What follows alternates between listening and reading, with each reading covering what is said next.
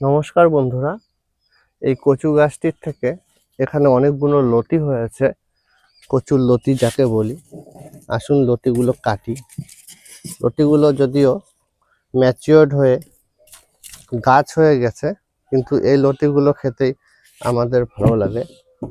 সবুজ এক ধরনের লতি হয়, এটি ইয়ং অবস্থায় থাকে, সবুজ রং থাকে, আর একটু ম্যাচিওর্ড হয়ে গেলে কালো রং হয়ে যায়। দেখুন, অন্য জায়গায় কচুর লতিটা চলে গিয়ে এরকম কচুর গাছ হয়ে গেছে। গাছের ওই গোড়ার অংশটা খেতেও ভালো লাগে। দেখুন, গাছ হয়ে গেছে, গাছ হয়ে ওটার থেকেও আবার লতি ছেড়েছে। এই যে ছোট ছোট কচি কচি লতি এরকম বাজারে কিনতে পাওয়া যায়।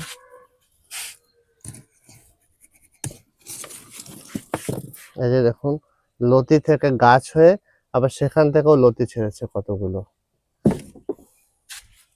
একটা ফ্যামিলির আর কতটুকুনি চাহিদা লাগে বলুন, ছোট ফ্যামিলির।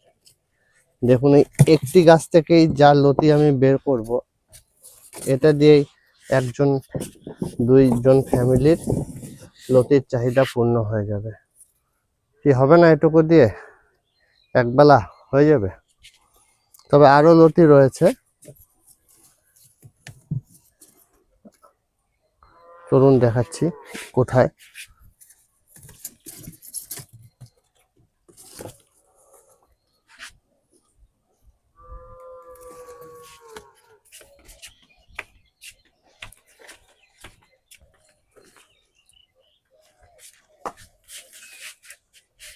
এই যে এটি হচ্ছে লতি কচুর গাছ।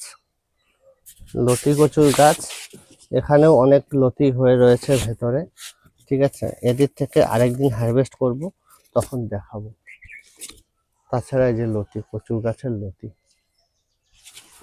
কেমন লাগলো অবশ্যই জানাবেন ভিডিওটি ভালো লাগলে চ্যানেলটি অবশ্যই লাইক এবং সাবস্ক্রাইব করবেন, এবং সম্পূর্ণ জৈবভাবে গাছপালা করুন এবং সুস্থ থাকার চেষ্টা করুন, অঙ্গীকার করুন। নমস্কার।